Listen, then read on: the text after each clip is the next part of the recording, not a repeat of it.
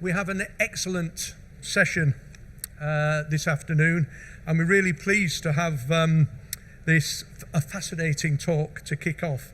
Unfortunately, at the 9th hour, our planned speaker, Professor Dan Clark, Director of CHEATA at the Nottingham University Hospitals NHS Trust, has been struck down with COVID. But no problem, at very short notice, we're delighted to have Dr Sarah Bolton, the business manager at CHEATA, deliver this presentation. Sarah has been the business manager for CHEATA since August 2016.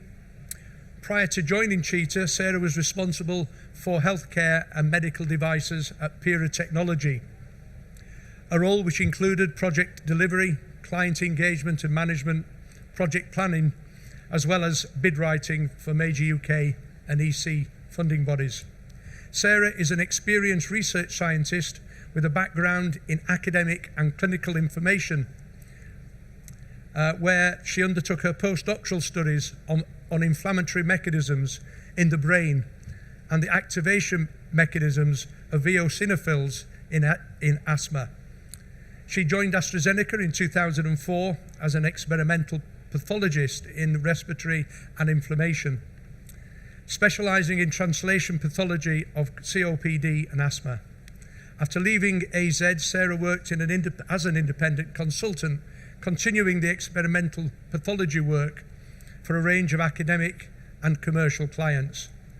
Sarah will be speaking on the Sisyphean MedTech Challenge. Hope you've checked out the Google on that one. A post-COVID paradigm shift, or the same but more urgent. So Sarah, I think that this is the... Thank you very much, and apologies to those of you that were expecting Dan Clark to talk. As Kevin said, he's been struck down with COVID, so I've stepped in and I shall try and do my best. And when I agreed to give the talk, I said to Dan, yeah, I'll give you a talk, it's fine.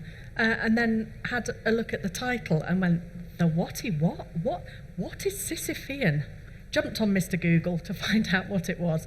And I probably could have worked it out from that slide. You can see that poor man pushing the huge rock up the hill, and the definitions of the Sisyphean challenge were something that was never-ending, just cannot seem to get to the end of it. I was slightly disappointed to find that one of the definitions was futile. I hope nobody here feels that developing medtech for the NHS is a futile pursuit, and hopefully by the time the expo's finished you'll have a lot more inspiration. But yes, this Sisyphean MedTech challenge, basically just a never-ending set of challenges, just keeps going. So we know that the NHS is under huge pressures at the minute, what with COVID and coming out of COVID and having to respond to all of the backlog and the build-up and all the things that just weren't done during COVID. It's made the NHS a very difficult place to work and to do business. But I know that the powers that be higher up in the NHS feel that medtech is one of the answers to help with these challenges and to help with these backlogs. So we know that we need more medtech. We need innovative medtech. We need medtech that's going to help us to diagnose people more quickly, to diagnose them more accurately, to use our resources more efficiently, to do more with what we've got. And we know that, and this is, if anybody of you know Dan Clark, he always has a picture of status quo in his presentations. I think maybe he's a secret quo fan, possibly. But the message from this slide is, if we keep with the status quo and everything is moving forward and we just stay where we are, we're essentially moving backwards. And we can't just accept the status quo with medtech. We need to move it forward. We need to look at new innovative technologies and work out how we can use them best to solve a lot of the challenges. And we all know that developing medtech is it's not easy. There's a lot of barriers to adoption, and I'm sure that almost everybody at this expo and everybody here has felt the pain of one or more of these barriers at some point. And there's a lovely long list of all the potential barriers. You can see some are regulatory, some are around your marketing and post-market, some of them are around healthcare, technology assessment, health impact and the health economics, also the NICE adoption submissions and sort of clinical trials. So there are a lot of barriers to adoption. Now, if Dan was standing here, so Dan's a clinical engineer, he's been head of service for some time at Nottingham University Hospitals. He's been a clinical engineer in the NHS for over 35 years, I think his notes were saying. And the engineers don't see those as barriers to adoption. They see them as safeguards for patient safety. So within Nottingham, we've got a very large, very successful clinical engineering service that's been built up and led by Dan very, very successfully for a lot of years. And their bottom line is, MedTech is great, new MedTech is even better because they all like shiny things. But it needs to be safe for patients. And all of those barriers, what you guys see as barriers to adoption, are in fact safeguards for patient safety. And that is the bottom line within clinical engineering. We need to know that the devices are safe, and also that they are effective. So you've got the regulatory side of things, which will help sort of prove that it does what it says on the tin and that it's safe. Then you've got the clinical side for the efficacy, and also the health economics.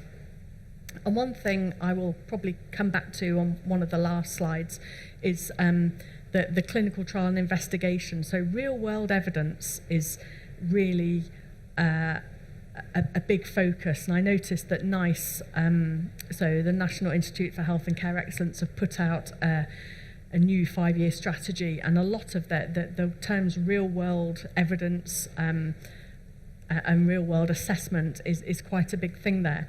And understanding how something will be used in a healthcare setting, not just within the patient pathway, but also within the hospital pathway, and how it's used in the hospital is key. And trying to get that real world evidence of how it will be used in a real clinical setting, not necessarily a clinical trial, because people are people and we do behave differently in the clinical trials, but getting that real world, real implementation evidence is key.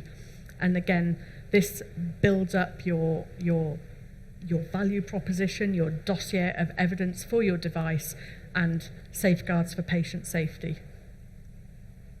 So within NUH, a lot of devices, this is probably 7-8 years ago, devices were coming into the trust. As I say, NUH has got a very well established, very big clinical engineering department, and devices were coming in that they weren't 100% sure that they were safe for patients. So Dan and Beth Beeson, who's a consultant clinical engineer in the department, started advising the companies and going, you really should be doing this, or we would advise this, or it doesn't meet our requirements, you need to go away and do this, and realised that these medtech firms were getting a whole load of advice, essentially for free. And on the back of that, they set up CHEATA, so the Centre for Healthcare Equipment and Technology Adoption. I've been there just under 6 years as business manager, and I do a lot of project delivery as well. And we look after, support a number of medtech clients. They can be within industry, and we've worked with one-man bands right through to global large enterprises, and anything in between. If you're developing medtech, then we can help you.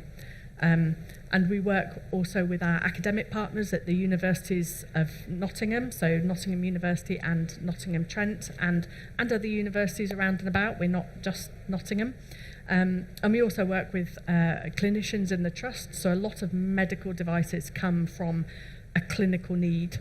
So they've are undertaking their day-to-day work, they realise there's an issue and a problem, and then they set about trying to fix that. So we work with any medtech developers, helping them get the evidence needed for NHS adoption.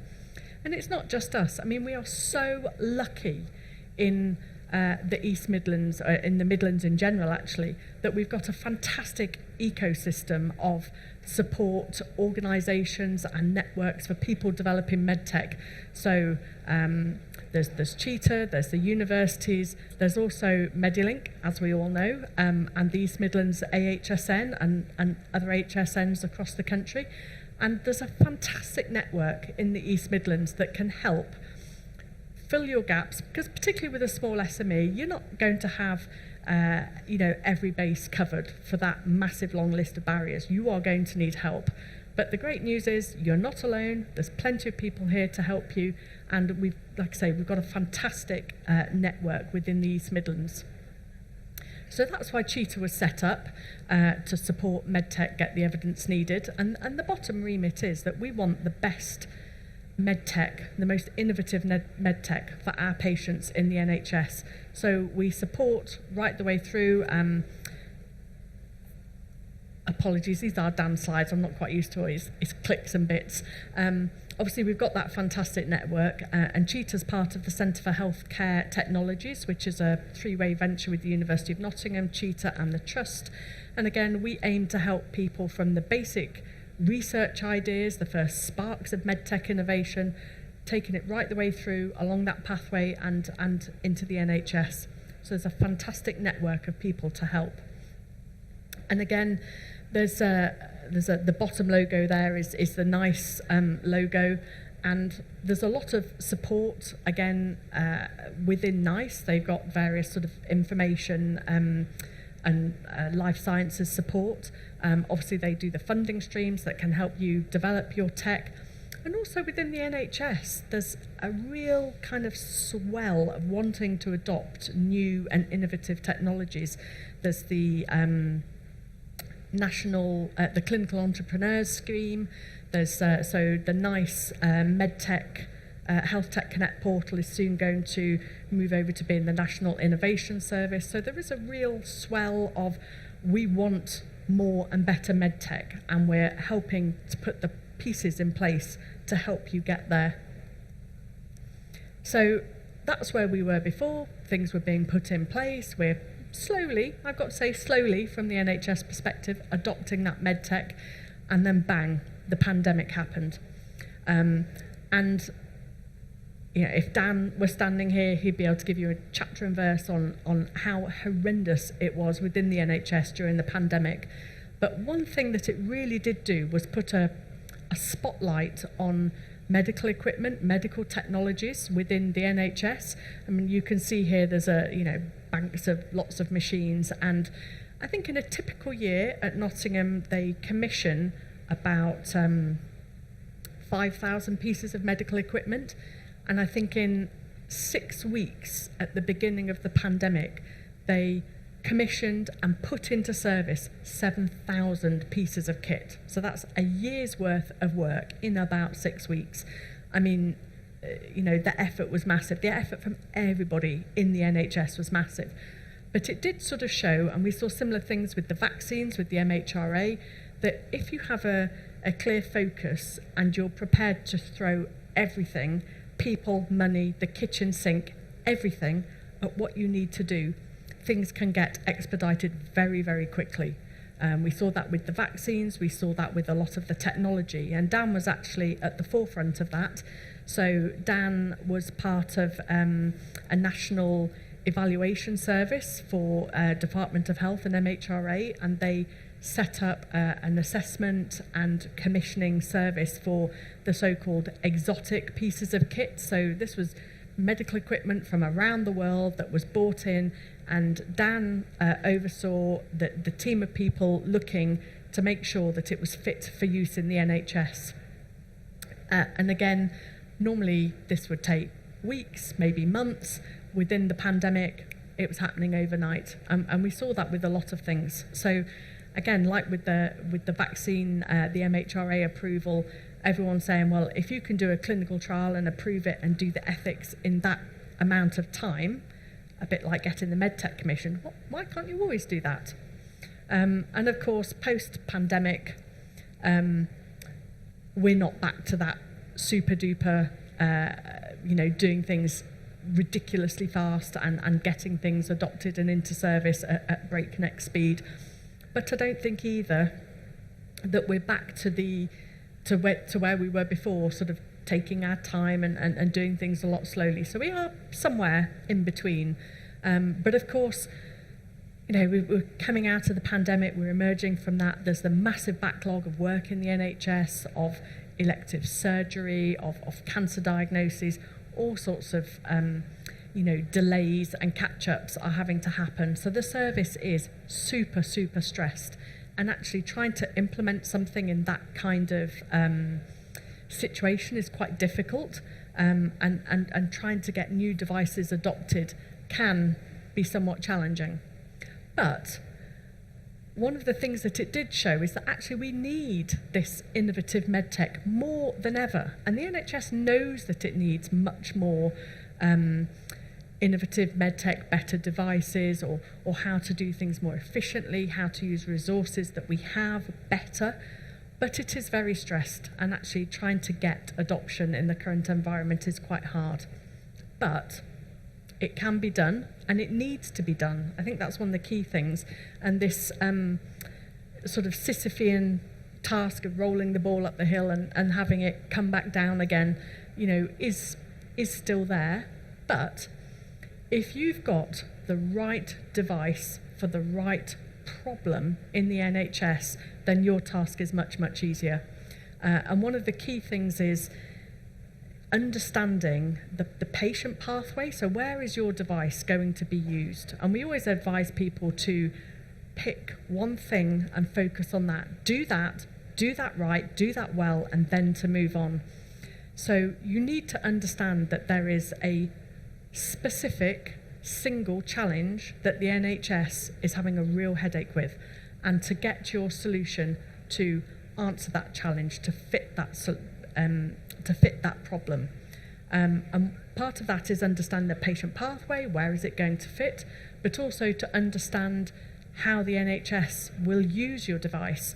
And obviously, if you were thinking about it pre-COVID, maybe how we use the device now is completely different because things have moved on. We've got, a lot more remote consultations. We've got people being treated at home. So now with the COVID at home programme during the pandemic, where people were giving pulse oximeters and other medical devices to monitor them at home, that would never have been thought of beforehand. So you need to understand the patient pathway, the hospital pathway, what scenario, what setting is your device actually going to be used in, and what is the problem, and can your device solve that problem?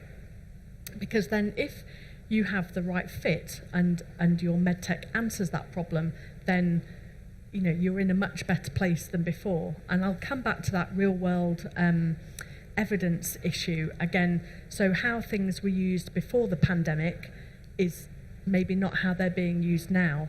And we have seen a couple of devices come a little bit unstuck by their own randomized control trial, because they did a randomized control, really robust, great, fantastic, great data, everything about it was fantastic. But when you got to the end of it, realized that actually that device wouldn't be used that way in a normal clinical setting. So in a way, the data from the RCT had to be kind of rethought and reanalyzed. So getting the right fit for the NHS also includes thinking about how it will actually be used in a real world setting. You obviously need the randomized control trials to prove the efficacy and everything else. That's all part of your kind of regulatory data. But understanding how it will be used in the real world will be absolutely key.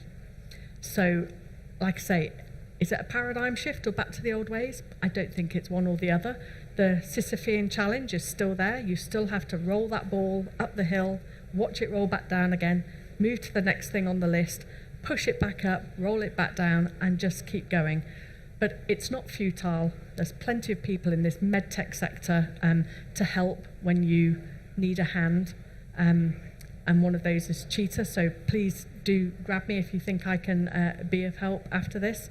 And I will leave it there and say thank you very much.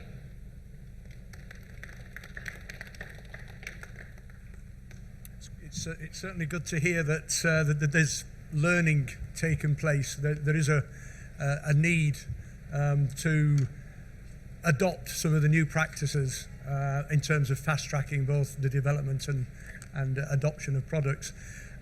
Fantastic talk there from Sarah. Any questions for Sarah, please? Any questions? We've got someone there with a mic. There we go. Hi, Sarah. A quick question. What are the main challenges at the moment, or quick wins that could be addressed, do you think? For quick wins, I mean, things that can help. Obviously, the key issues up at the minute are definitely around addressing the backlogs. So we know, I think, as it come out, it's something like 5 years before we can address the elective backlogs. So, you know, and that doesn't necessarily have to be, you know, a piece of hardware. So there's lots of software coming in. So something that could really address those sort of backlogs, and the other issues within the NHS, again, would be things like sort of diagnosis and screening. So we know there's lots of people out there that are probably trotting around with things that they don't know that they've got. So those are the main ones, and using our resources more effectively within the trust. So anything that can cut down on the time of a procedure, make something more efficient, you know, those are the real headaches at the minute.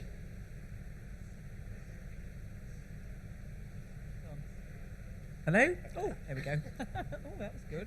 It's Diane Hargrove, BES Healthcare. Thanks for the talk, really enjoyed that. It's more of a comment than anything else, and I think you've just sort of alluded to it, which we work in a lot of assistive technology and also a lot in diagnostics, endoscopy, etc.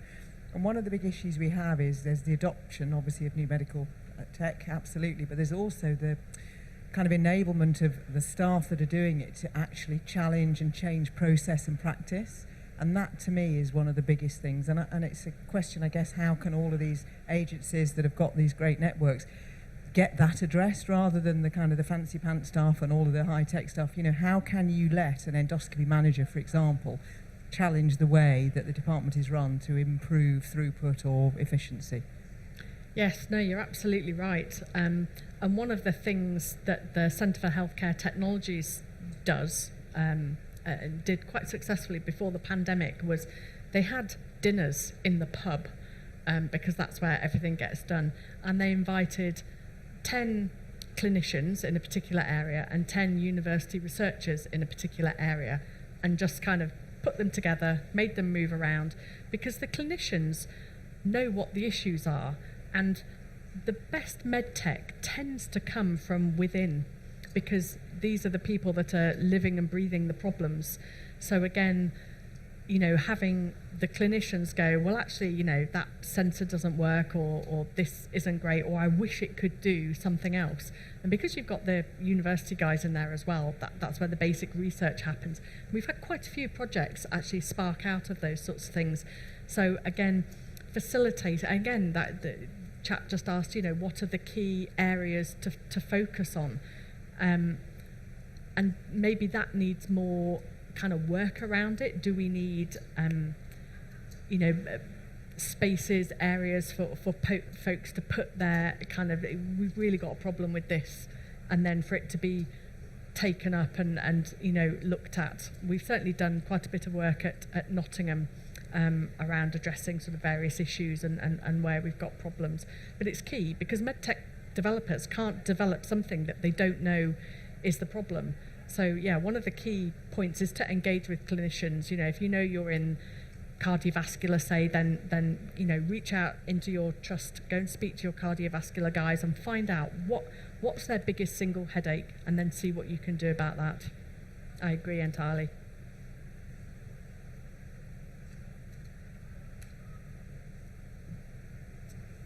Okay, can we give a round of applause for Sarah? Thanks very much. Thank you.